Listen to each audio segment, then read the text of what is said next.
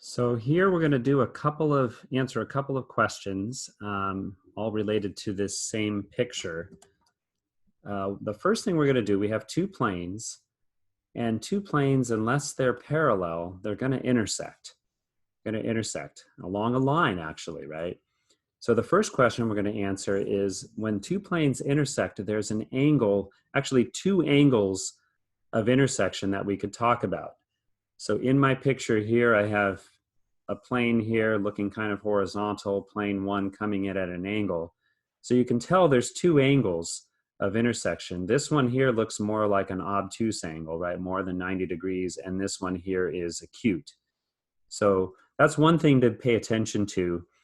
Typically, you would report the acute angle between two planes.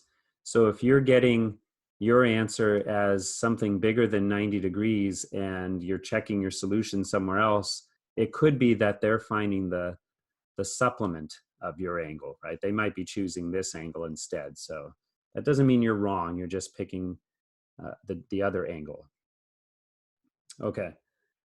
And so the important thing to notice here is that we know that planes are defined by their normal vectors.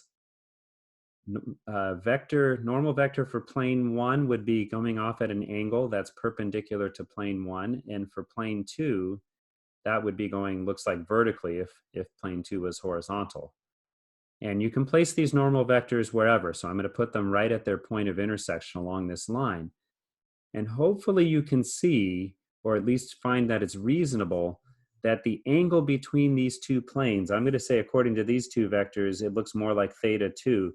The angle between the normal vectors is the same as the angle between the planes.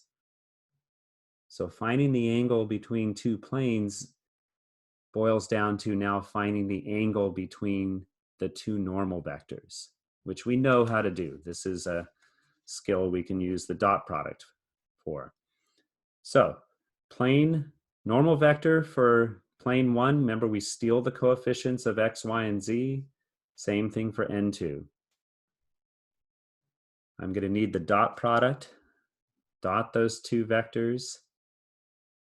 Multiply and add. 1 times 1 is 1, plus 2 times negative 2 is minus 4, plus 3 times 4 is 12. We get a total of 9. The magnitudes of each of the vectors we'll need. So the magnitude of n1, the magnitude of n2. And recall we get this formula by manipulating the dot product definition formula. So theta is the inverse cosine of n1 dotted with n2 divided by the magnitudes of n1 and n2. So it would be the inverse cosine of 9 over the square root of 14 times the square root of 21. In radians, it's about 1.018. And if you convert that, that's about 58.3 degrees. The next question we're going to answer about this same picture is that line of intersection. We want to know what the equation of this line of intersection is for those two planes. Recall, to find the equation of a line, we're going to have to write it in parametric form. And essentially what we need is a direction vector, a vector that's going in the same direction as our line, and a point that lies on our line. If we have those two things, we can write the equation of any line in three-dimensional space.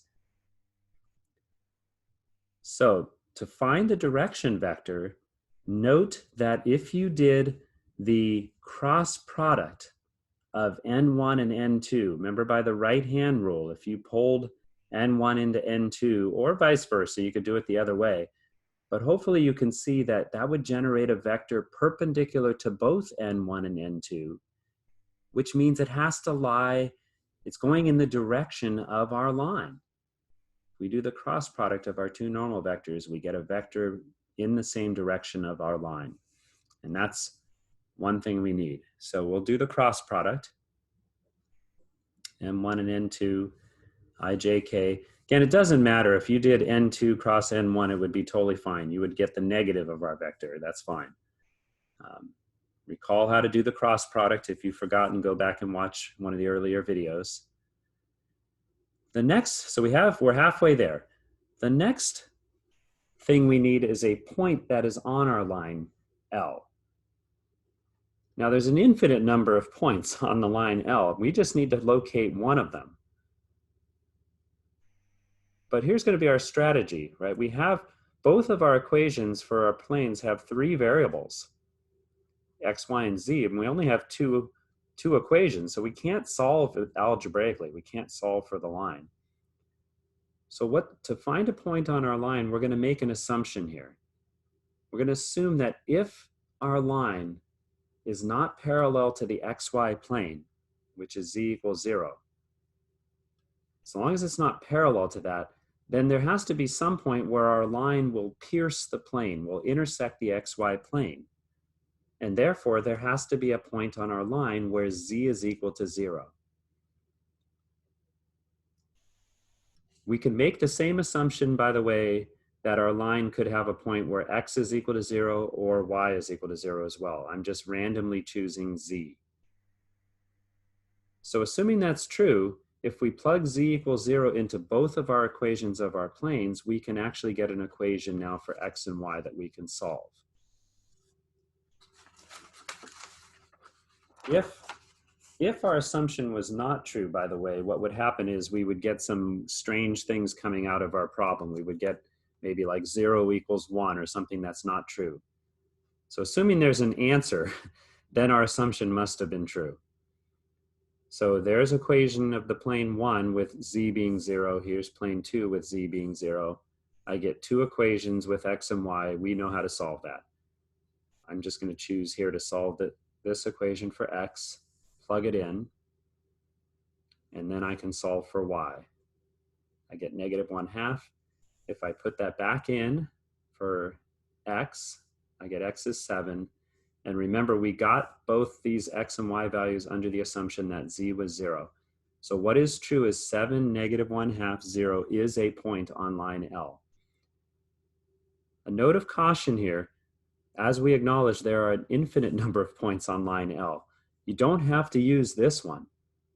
Like I said before, if you had assumed x was 0, you would have had a different y and z value. That would be fine. So don't get concerned if someone else's equation of their line looks a little different because they chose a different point on the line. But once we have that point, we have everything we need to find the equation of our line. Our line passes through the point 7, -1/2, 0, and it's going in the direction of 14, the vector 14, -1, -4. So you can write it in parametric form where you write x, y, and z individually.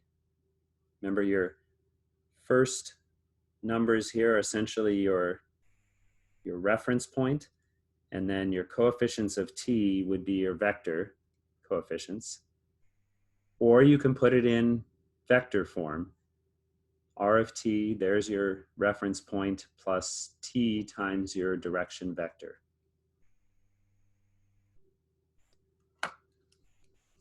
Okay.